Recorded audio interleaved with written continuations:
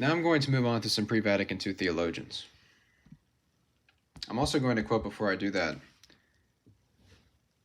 a story of Pope St. Gregory the Great. And this is from A History of Christendom by Warren H. Carroll.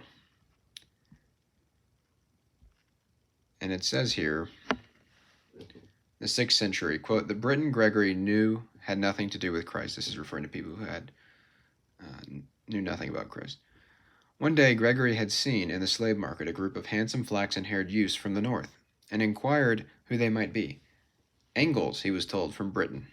Not angels, but angels, replied Gregory, exclaiming how sad it was that, quote, beings with such bright faces should be slaves of the Prince of Darkness, when they, quote, should be co-heirs with the angels of heaven, and he resolved they shall be saved from God's ire and called to the mercy of Christ, end quote. So, there you have it.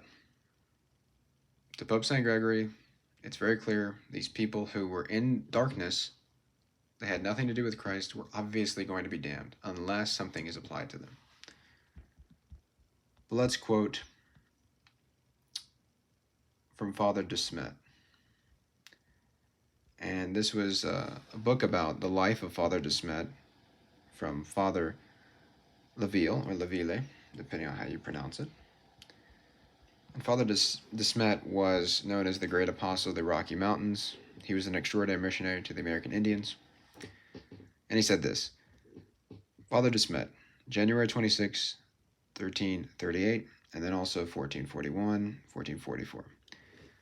New priests are to be added to the Potawatomi mission, and my superior, Father Verhagen, gives me hope that I will be sent.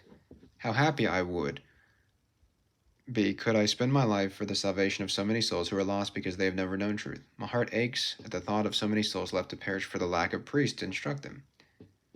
What emotion at the sight of this vast country, where for lack of missionaries thousands of men are born, grow to manhood, and die in the darkness of infidelity. But now through our efforts, the greater number, if not all, shall know the truth.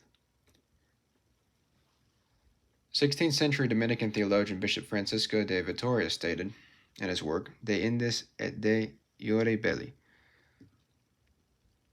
In the 16th century, he said, quote, but the mistake which the teachers in question make is in thinking that when we postulate invincible ignorance on the subject of baptism or of the Christian faith, it follows at once that a person can be saved without baptism or the Christian faith, which, however, does not follow. For the aborigines, to whom no preaching of the faith or Christian religion has come, will be damned for mortal sins or for idolatry, but not for the sin of unbelief. As St. Thomas says, namely, that if they do what lies within their power, accompanied by a good life according to the law of nature, it is consistent with God's providence that he will illuminate them regarding the name of Christ. But it does not therefore follow that if their life is bad, ignorance or unbelief in baptism may be imputed to them as a sin. Further, it is needful for their salvation that they believe in Christ and be baptized. St. Mark, last chapter. Wow. Utterly refuted.